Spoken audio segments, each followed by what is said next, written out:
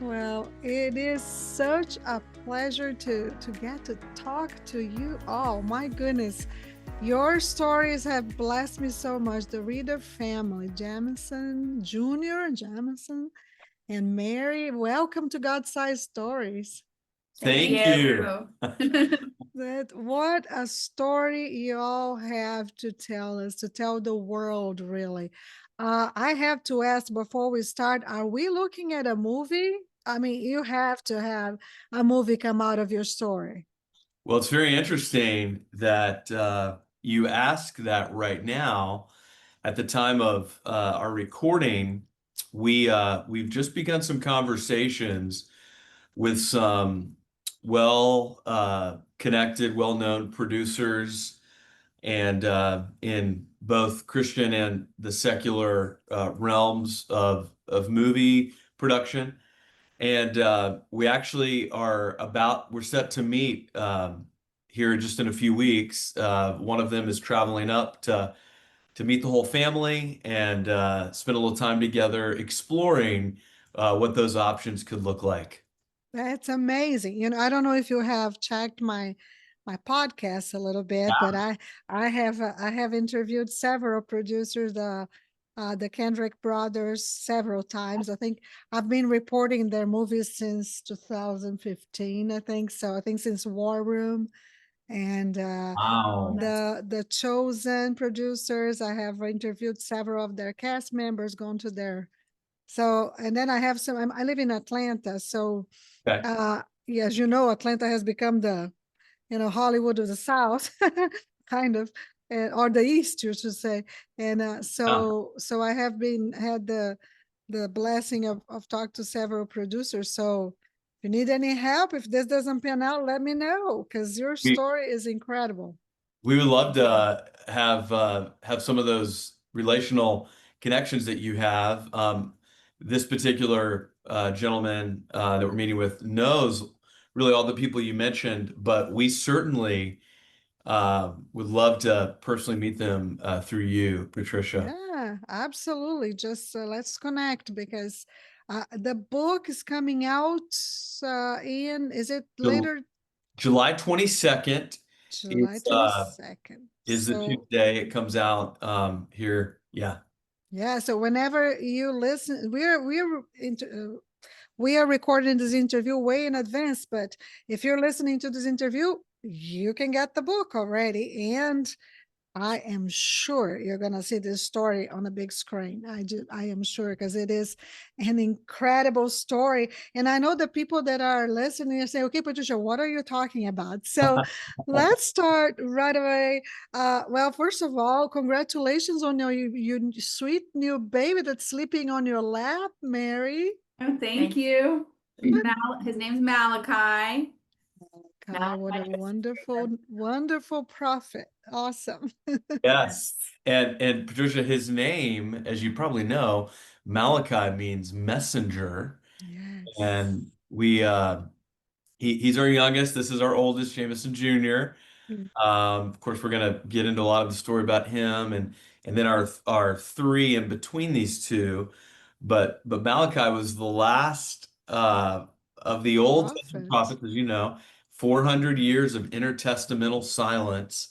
And then his middle name, Joseph, the first significant uh, person we get introduced to in the New Testament is Joseph, the soon-to-be earthly father of Jesus Christ. And so kind of this ancient message connected to kind of this new protector messenger Joseph in the New Testament. So that's his name. Yeah. I love that. I love Malachi. It has a special place in my heart. I was diagnosed with cancer 12 years ago. I'm Oh, thankfully cancer free, but God. the Lord used Malachi for the that for those who fear His name. The Lord will rise up with healing in His wings. That message in Malachi just really carried me through. And so I love the prophet. Of course, we have so much to to gather from his writings and about our Messiah as well. So that's awesome. May God bless Malachi. May he be a messenger of truth and of hope for his generation. Amen. Thank you. Yes. Yes. Awesome. Well, I want you guys to tell us a little bit about your story that's going to be told in this book. Tell us the name of the book and what happened on that fateful day when Jameson Jr. was just 11 years old. How old are you now, Jameson? I'm 13. 13. So this was just 2 years ago. Yes, That's ma'am. right. All He right. he was actually 10 when the event happened. And so, yeah, about 2.5 years ago, this August will be exactly 3 years. He turned 11 in the hospital. So we are in Yes. hospital for 3 weeks and he turned 11. Yeah. I read that. I know that that's in the book as well. But tell us, he was just 10 years old. He was swimming with your family. Mary was raised by the beach. I'm from Brazil, and I was raised by the beach. I was a surfer in my day. Yeah. So What part of Brazil? I'm from the deep south of Brazil.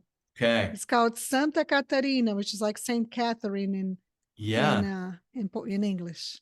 I've been to Yes. Brazil two different times. Love it. My dear friend, Dr. Sinésio Lira, and I, who's from Brazil, he and I ministered together in South Florida at a church, and we had several preaching and ministry opportunities in Brazil, and I fell in love with the people and the culture, and of course the food. Oh, yes. Brazil. It's hard not to love the food. Yeah, no doubt. Yeah, we It's all. both were raised in Fort Lauderdale, Florida. Born and raised there. And when you live in South Florida, it's hard not to love the ocean. And as we got married and began to have children, Jameson Jr. is our oldest. We naturally passed on our passion and love for the ocean to our children. We would spend almost every weekend at the beach and often weeknight evenings having picnics over the sunset on the beautiful sands of Lauderdale by the sea. And then I began to do different as a minister in several different churches from Central Florida to South Florida. I began to do with my youth groups these survivor type of trips to the Florida Keys. And the Keys being an island chain off of the southern tip of the state of Florida, we're very close in proximity, very drivable for us. Go down there all the time. And so being born and raised in South Florida, we moved our ministries named Urban Village. We moved to expand our ministry. We have a reach in 30 global cities. And one of the global cities is Charlotte, North Carolina. And when we were pregnant with our fourth, uh, we, uh, we knew we wanted to move to one of those cities to expand the ministry. And Charlotte's where we had family. And so that kind of made sense to be the next global city that we began to expand to. And so we moved in 2018 to Charlotte, but we were launching in 2022 a new 10-year ministry campaign. And that's what brought us back to South Florida. In August of 2022, we homeschool all four of the kids. At the time, we had four. Of course, now we have the fifth, Malachi, just 2 weeks ago. And as we were traveling, that's one of the reasons we homeschool the kids, so we can travel with them and do, really frontline, urban, missionary work in these great global cities where the church is certainly declining, yet the city continues to rise as people move into the great global epicenters of our day. And as we were launching this 10-year ministry campaign called the Rise Campaign, um, we were back in South Florida. And on the tail end of that trip, where we have so many ministry partners, we have some dear friends who have a beautiful home in the Florida Keys. And they said, guys, why don't you just, and we've been there many times, such gracious, generous friends. And they just said, guys, before you head back to Charlotte, just take the house, enjoy it, and before you head back home. And so we said, of course, we would love that. And so we got down there to the lower Florida Keys, not far from Key West, and had just an amazing kind of launch to this 10-year campaign as we were in meetings from Central Florida to Miami. And we're just feeling so wonderful about what the Lord was doing. And so excited to then be in one of our favorite places on the planet, the Florida Keys. So the first few days as we settled in, the weather was a little rough, but on the third day, it was absolutely pristine and perfect.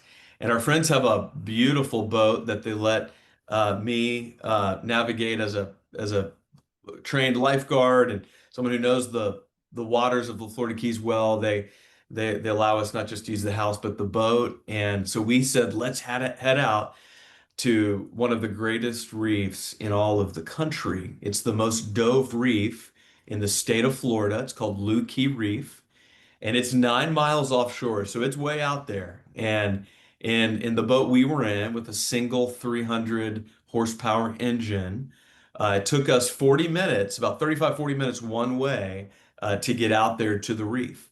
But with it being the most dove reef, although it sounds primitive and way out there, there's people everywhere because it's so beautiful. Tourist boats go out there all the time, taking snorkelers who come from all over the world.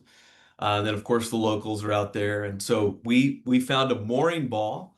We tied off to that mooring ball and had a safety talk, and even talked about the fact that a beautiful marine like a beautiful reef like this is going to have all kinds of marine life. A healthy ecosystem means there's going to be sharks. And so we were anticipating seeing sharks. This guy and I had already, on several dives together, seen sharks. And even as a 10-year-old, he was so, excited, to maybe even see a shark that day. But, who knew? And we would see hundreds of species of marine life and just a clear, calm.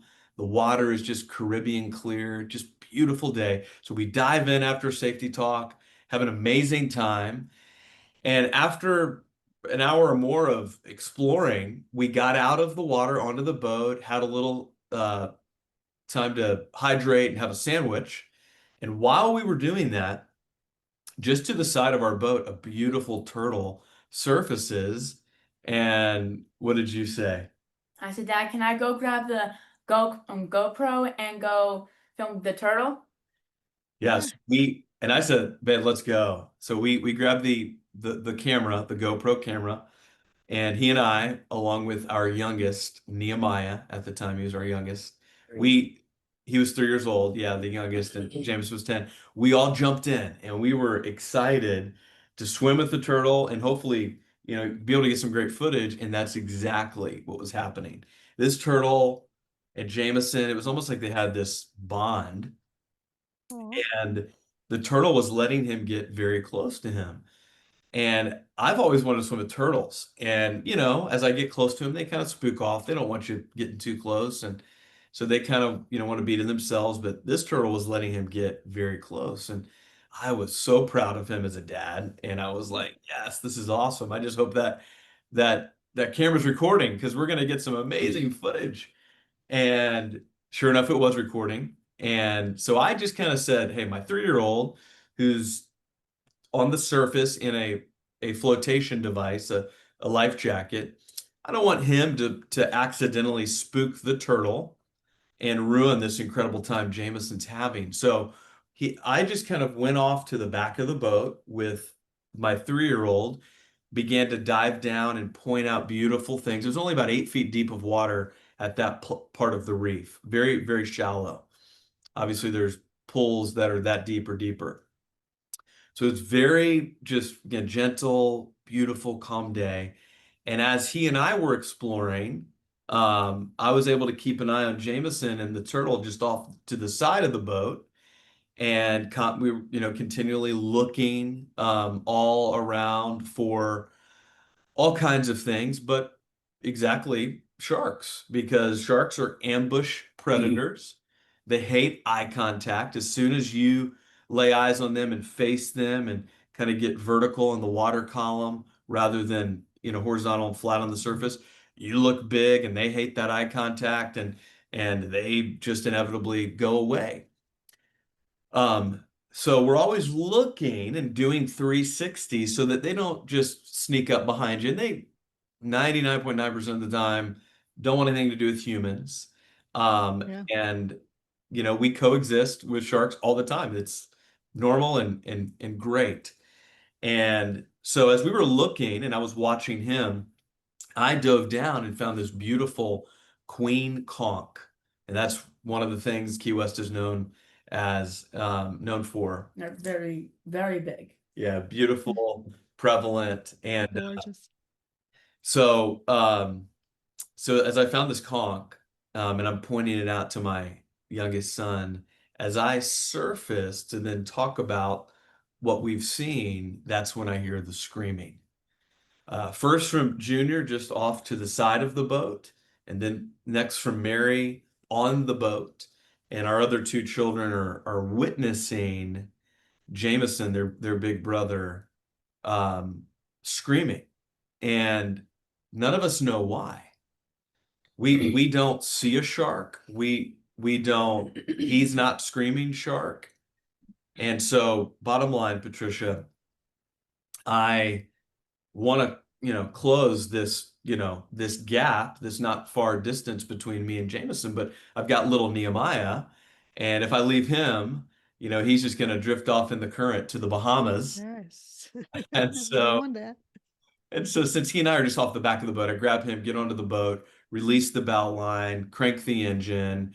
And a proper rescue is to get a boat to whoever you're trying to help.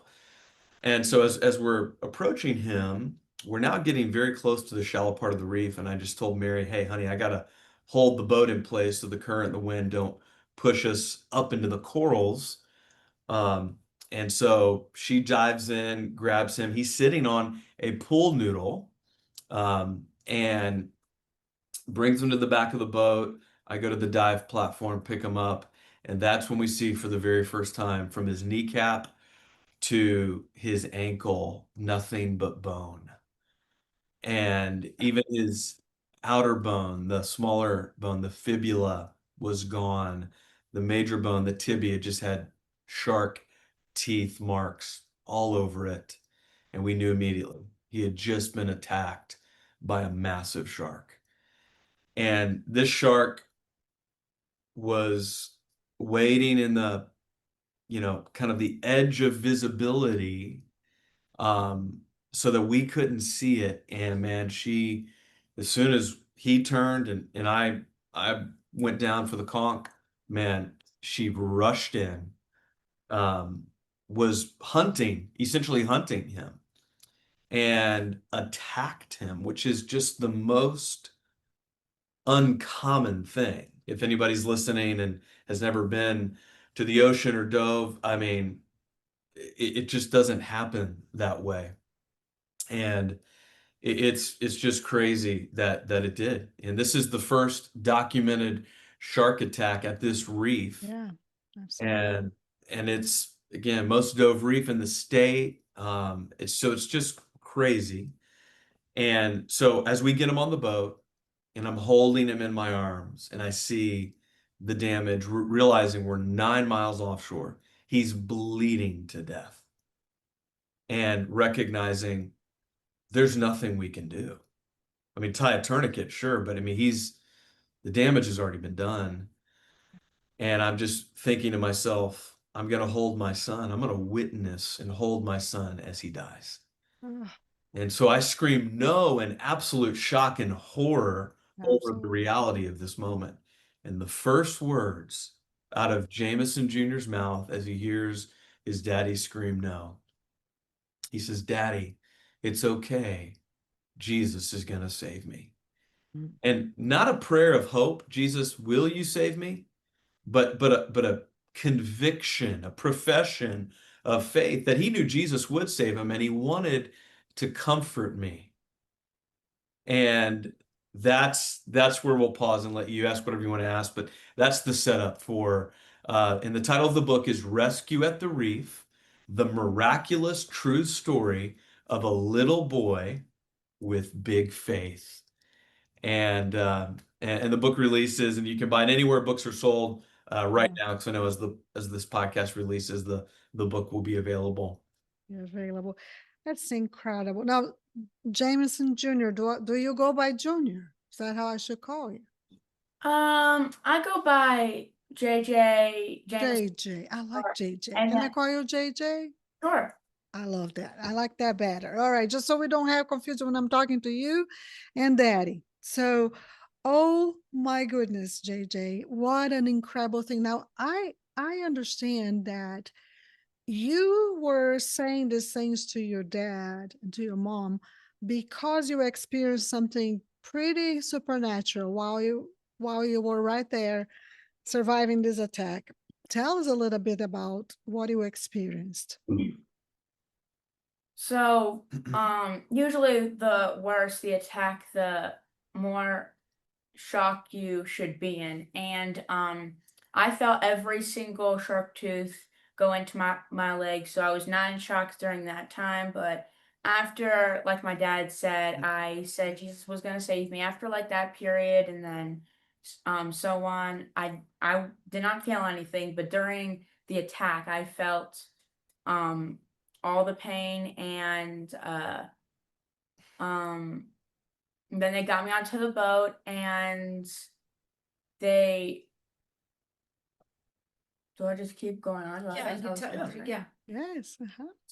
So we drove across the reef to other boats, and we think the fastest boat we drove to the fastest boat on the reef. At least we think that. And so It's definitely one of Okay. the miracles. Out of all the boats on the reef that day, we just ran over to people. You know, we saw people and just said, "Man, let's go." And we look back and we realized that the boat we went to had we had a single 300 horsepower engine on our boat. This boat had triple 350s. it took us an hour, or I'm sorry, not an hour, 40 minutes to get out to the reef, and it In our took boat. us in our boat, and it took us 11 minutes to get back to the reef with their Back to shore. Back to Back to shore. shore. Yeah. Nice. Yeah, we live at the lake and we have a 250 boat, but we come across all kinds of boats with double engines and triple engines. So I know exactly what you're talking about. When we see them from a distance, we're like, let's get away from them because the waves are going to be crazy. They're coming very, very fast. So that was definitely a miracle that in the middle of the ocean, 9 miles from the shore, you are able to find somebody that has a fast boat, which I am sure was the difference between life and death Yeah, Mhm. for sure. right there. Mhm. That's And incredible. Now, JJ, on the boat ride uh, to the ambulance that you had, because I know that everybody was already contact, you said that God appeared to you as like a person of fire. You said something like that. Can you describe what you saw and how you felt? So at first I saw this man on fire above me, and then I looked closer, and I saw that it was Jesus and this bright light around him. And I have sketched him out. I've sketched Jesus out so many times on paper, and I cannot remember seeing his face or just his body because he was so bright. I could just see his eyes and just looking at me, just giving me peace and comfort, and I just knew I was going to be okay. So, Wow. You know, I have interviewed many leaders who have, and actually I just interviewed a couple of weeks ago Lee Strobel for his new book Supernatural. Saw that. Wow. Yeah, it's about and he interviewed a lot of people that had near death experiences or that had, you know, encounters like yours. And my dad actually he actually almost died in a surgery, and he saw Jesus too. He saw, and the description of what you give is consistent to what you hear over and over again. It's just a bright light and a peace and a love that you feel that you cannot put into words. What a privilege, to be able to see our Savior like that. I can only imagine how much that has shaped your heart, because I know you have become a little bundle of joy and peace everywhere you go, and spreading positivity everywhere you go, including the hospital. You actually said this in your book. You say that the shark attack was the worst and the best day of your life. Can you explain to us what you mean when you say that, JJ? So what I meant by the worst day of my life was by the shark attack and all the trauma and the pain. And then by the best day of my life was because I saw Jesus and that he saved my life. So Mm. yeah, that's what I meant by that. Wow, that's amazing.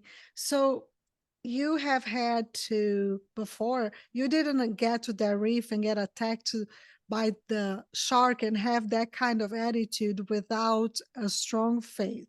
At 10 years old, you already had a big faith. Tell us about your relationship with the Lord before the shark attack, and what does it look like right now? Sorry, ask that question again. Yes, like you, no, sure, sure. You coughed right in between. I said that you must have had already strong faith as a 10-year-old, to respond the way you did. So tell me about your faith with the Lord before the shark attack. How did you feel? And after that, with how you saw his hand, tell me the change that has happened in your life. Well, the change. So before I was young, and so I didn't really know how to bring people to the Lord. But then after the shark attack and after once I saw Jesus, it just kind of changed my heart to want to bring people to the Lord. So it changed my life in a good way because now I'm doing more things than I could imagine with bringing people to the Lord, telling people about my story all around the world. And so, um, yeah. Well, you were living out at 13 years old the truth of one of the most beloved verses in scriptures, Romans 8:28, that all God causes all things to work together for our good and his glory, right? Yeah. And you were a living example of that. So let me ask you, what do you hope, JJ, as you tell your story in a book and hopefully in a movie very soon, what do you hope that people will get out of your story?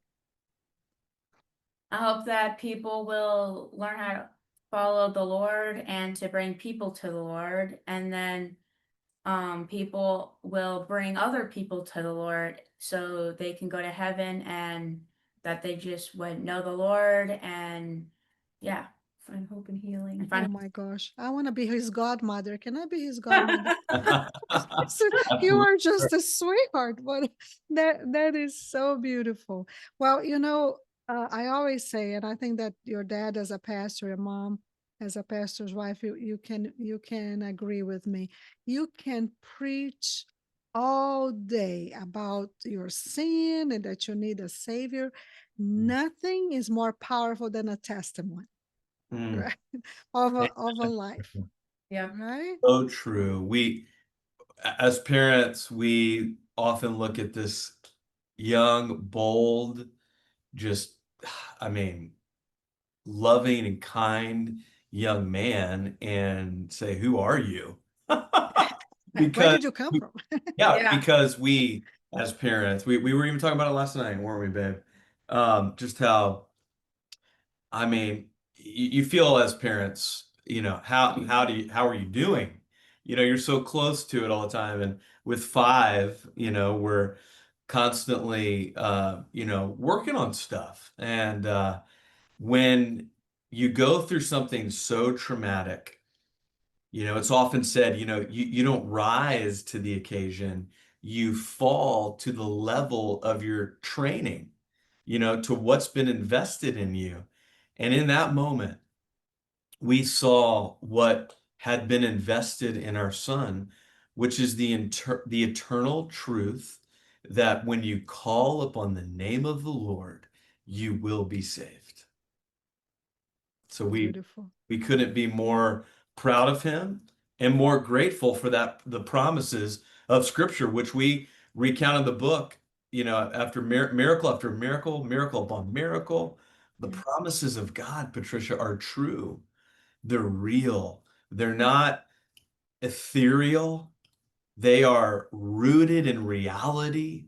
And Jesus himself appeared and brought Jameson and all of us through this traumatic moment to, as you said, bring a tremendous testimony for the world that right now, and that the message we want to bring to everybody is we know the one thing that's true of all 8 billion people on the planet, we all have one thing in common, and it's hurt.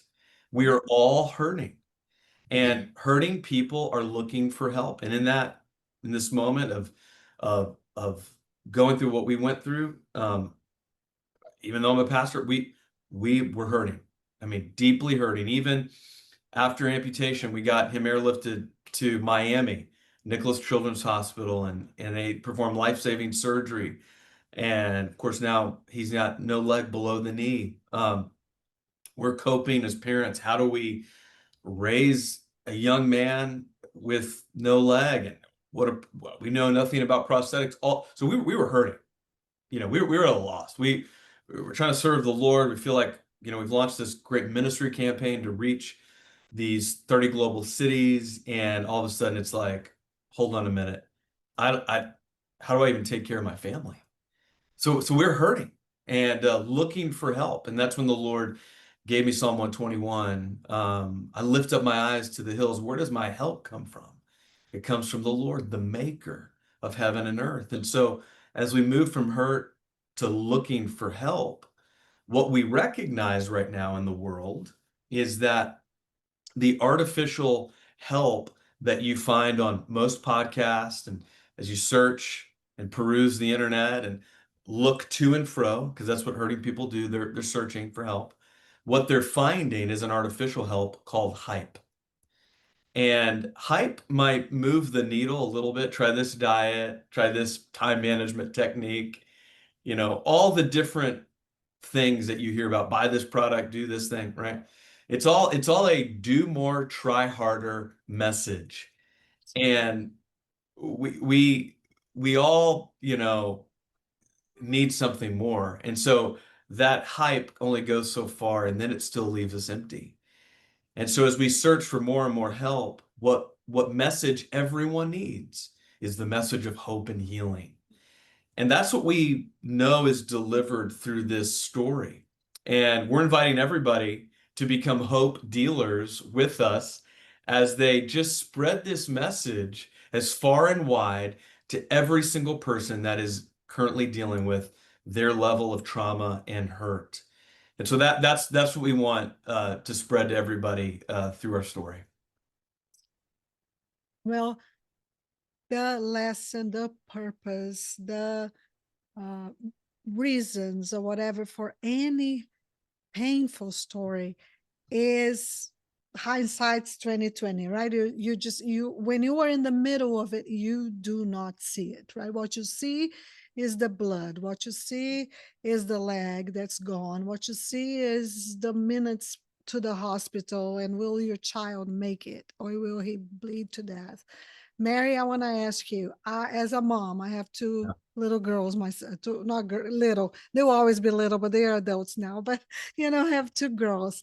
And I cannot imagine what you went through, sister. I cannot imagine. Oh my goodness. Um, Tell me, like, if you could talk to the Mary that was at that boat, and I have goosebumps as I'm talking because I can imagine what was going through your mind. But if you could talk to her, what would you tell her? No one's ever asked me that before. If you could talk to her. I mean, what would I say to myself? But I was, by the grace of God, calm and in a state of just, I don't know. I guess if I were to talk to myself, I would just say everything's going to be okay.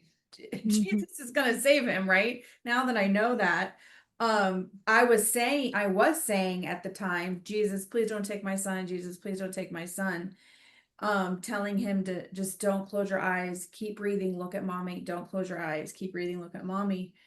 And just doing all that I could to, not that I could do anything to keep him alive, but yeah, I would just tell myself to keep breathing and remember that God and his angels, they're all right here and he's gonna protect him. So yeah, it was wild. Someone yesterday just asked me, did you pass out? And I said, no, I didn't.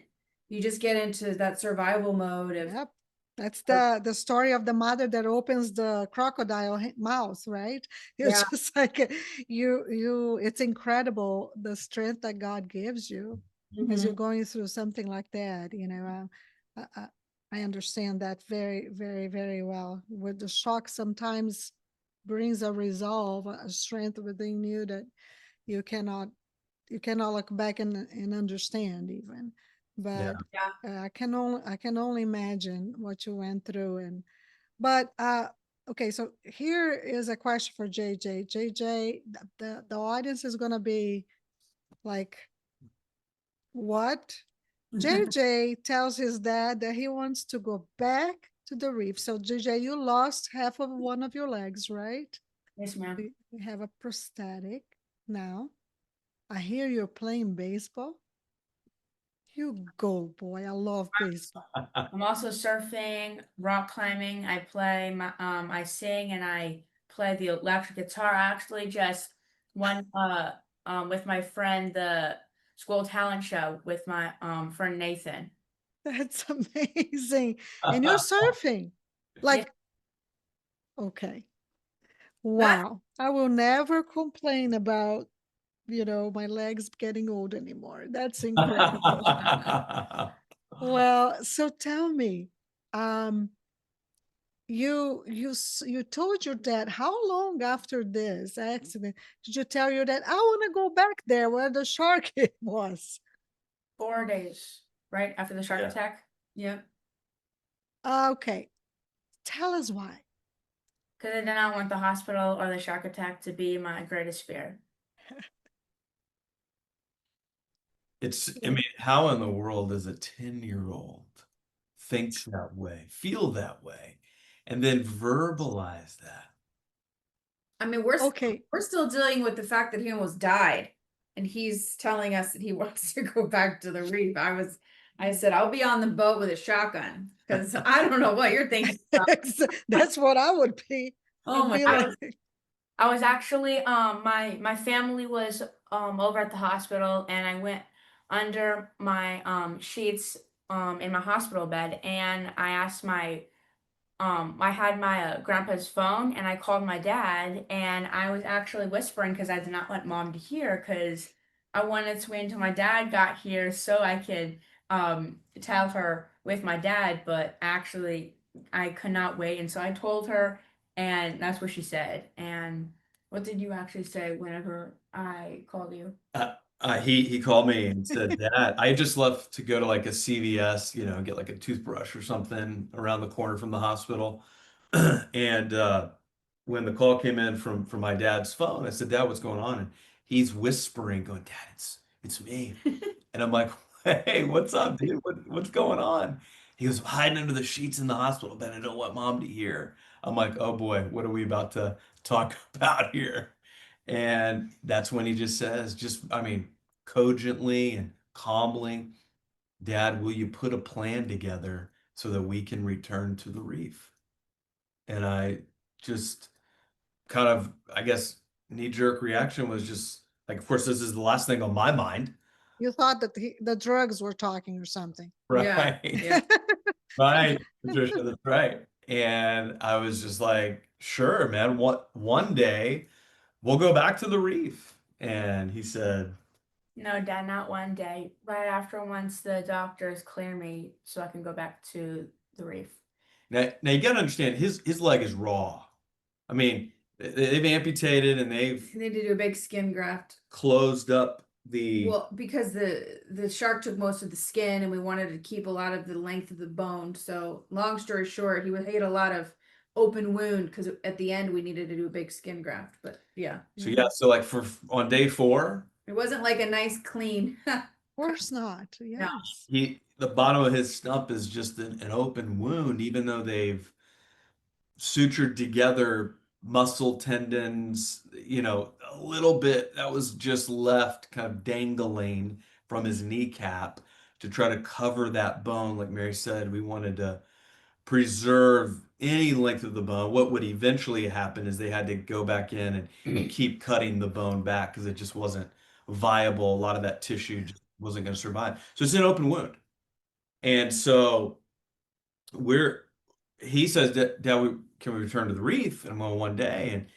And he's saying, no, not one day. As soon as the doctors clear me, it's like he had enough awareness to know my leg's open and I can't get in the water. It'll get infected. But as soon as the doctors clear me for the water, will you put this plan together for us to go back? And I was just like, he was being persistent. I was just like, why?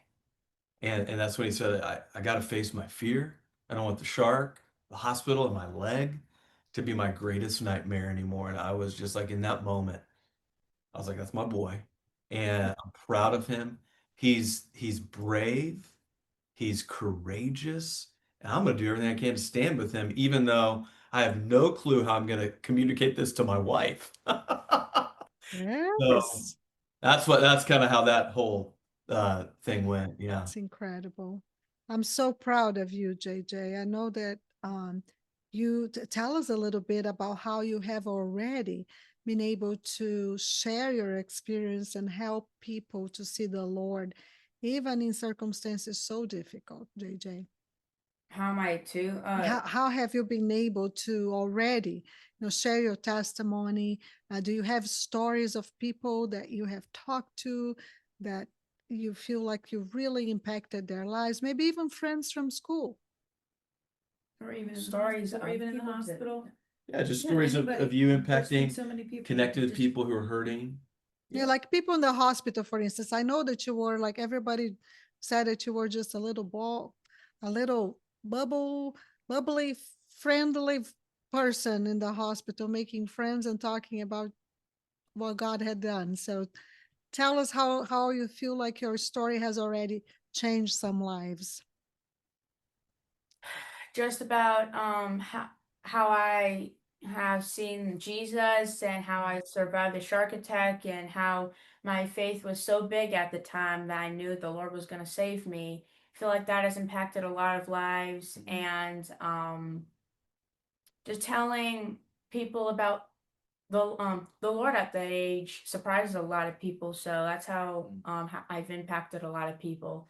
And actually there was I forget the story, but someone was about to do suicide, Yeah. and then you told me about my story, and then they didn't do it. Yeah. So we began to hear even in the hospital from people because as media started to get out, people that we knew that knew other people who were going through different things told them, and they relayed the story to us. This one mom of 4, single mom who was considering suicide. Her life was just in a very difficult, dark place. And she heard the story and found out that he wanted to go back to the reef and face his fear, which, by the way, the rest of the story is 10 weeks to the day after the shark attack. We got cleared from the doctors. We returned to the reef. He jumped in. We faced our fear. And of course, there's no fences in the ocean, so there's no guarantee there's no sharks. But even with the presence of that reality, we jumped in, faced his fear. And so this mom who said, if a 10, 11-year-old boy can face his fear. Who am I to live in shame, to live in fear? I can face these things if he can. And so the story, I mean, just even last week, he and I were sharing at a church in the eastern part of our state, North Carolina. And I mean, just all the kids from that church just Amen. flocked. I mean, adults too. But all the kids just have so many questions. And he just, I mean, a lot of times younger kids, you know, he just takes his time, answers their questions, and helps encourage them to understand, hey, no matter what you are going through, you can begin to face your fear and overcome it. And his life is a light that just pushes the darkness back in so many people's hearts that they feel hope again. I love it so much because JJ, as you share the hope, it's going to continue to give you strength because I know that the challenges that you face now, you know, you used to have two perfect legs. Now there's one that there's a part that's missing that has to be hard for a 13-year-old boy. And so my prayer is that you will continue to understand that what you will gain, you know, because of this accident for the Lord, the people that you are going to see Jesus because of what you share, that's going to have a much bigger price for you, a much higher price, a higher impact in your life, and that this will stay forever with you. Because I know that this is just the beginning, JJ. You're 13 years old. Mm. God has incredible plans for you. I can only imagine. I can't wait to see it because I'm much older than you, so I will see some of it. But my children will probably see a lot. I just know that the Lord has something very, very, very special for you. You were chosen for such a difficult thing to go through something so hard because he put something very special in your heart for him. And we need more kids like you. You know, I'm so proud of you. That's just amazing. You just keep the good fight, young one. You Yes, know, ma'am. yes. Well, let me ask you one last question for this incredible. I don't want to give in too much because y'all need to get this book. Okay, you need to read about the story. So we cannot give you a lot. There is just so much more. There's a lot of challenges that they faced. A lot, even critics. You know, people that there's always somebody who's going to try to put you down as you're facing your troubles, and the devil uses them to try to discourage you. And I know there are stories like that. So you guys need to read this book and. Uh, the Reed family is giving away a copy of their book for someone in my audience. So you go to my show notes and you know the drill. Go fill out, put your name there for a chance to win a copy of this incredible book. But I want to ask you guys as we close this conversation, I really am curious. I wanted to talk more, but we don't have all day, I know. So I wanted to know, like, I know you have 3 other children, now 4 with Malachi, but you have Noah, Eliana, and Nehemiah. How has your family and the children especially, how has this changed your family dynamic? Mm. What do you want to answer that, Mama? Yeah, I you know, tragedy always brings families closer together. Well, at least most of the time, and we did for us. A big impact it made was on Noah and Jameson are 2 years apart, and it brought them. They were close before, but man, Noah was just right by his brother's side from day one, and it has brought them closer together for sure in their relationship and their bond. And to have witnessed that as Eliana did, and she was I think 6, and then Nehemiah was 3, and we just recently said Nehemiah does not really remember much, and he spoke up and said, what are you talking about? I was there. I was being an encourager. He said, I was encouraged. Oh, so cute. So because Eliana and Noah on the boat were crying, obviously. Noah was Crying. Noah and Eliana were crying. no on the way back. Oh, praying and singing Jesus Loves Me. Noah was encouraging his siblings on the boat. Yes, you're right. Well, it was all happening. But Nehemiah, being the 3-year-old, you know, was was not crying, but says to us now to this day that he was encouraging. But it's brought us all, you know, it's a special bond that we went through all that together. We were close beforehand as well. But to be able to now have this story to show, to help others bring to the Lord and share our faith of hope and healing, is definitely something that has changed in that way. Yeah. That's amazing.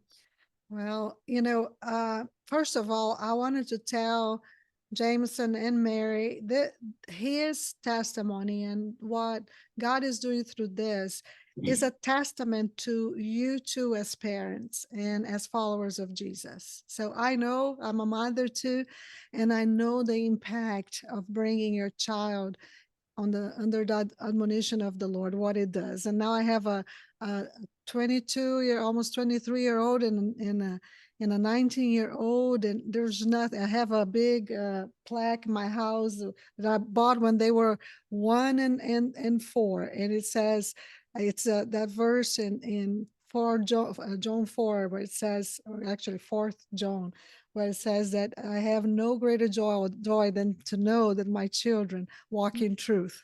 Wow. And you Amen. know, there's nothing like it. And I just want to congratulate you two for Thank a you. job well done. Thank you, Patricia. Yeah. We are grateful every day that in our very deceptive days, that our kids, all 4 of them, and little man over here will soon know that the truth sets you free. And there's power when somebody in the midst of great turmoil cries out and calls upon the name of the Lord and pierces that darkness with the light of truth. And we just know, you know, our hearts have been so burdened by the weight and the reality, not just of almost losing him, but certainly losing his leg and all that we've traveled through and journeyed through to come to a place of healing, that there is a day coming where that hope becomes healing. And then when that happens, you become something that God uses in such profound ways to everybody around you. And we write a portion in the back matter of the book called Stewards of the Story. And we all have a story to share, and every story has a shark in it. And as we face our shark, we face our fear, our Goliath. We recognize it's not the size of the shark, it's the strength of our Savior that really matters. And Jesus is mighty to save. He will bring you through. He's with you in that storm, and he controls the wind and the waves, and he will not just walk with you, but bring you through to hope and healing. I love that. What an encouragement for anyone who's listening to this. This book is incredible. You need to pick up a copy and help spread this word.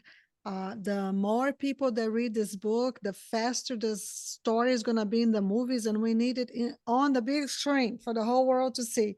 It is, it's a beautiful story, and I really thank you guys for reaching out to me. It is definitely, you know, the name of my podcast is God-Sized Stories. Wow. If anything, this is a God-sized story. So God bless you in everything that you do and your beautiful family, and continue to spread the joy of the Lord and the hope of Jesus. Hey, God bless you as you Thanks, Patricia. continue to tell these stories and amplify the reality that God is in the world and he's moving in these days. Amen.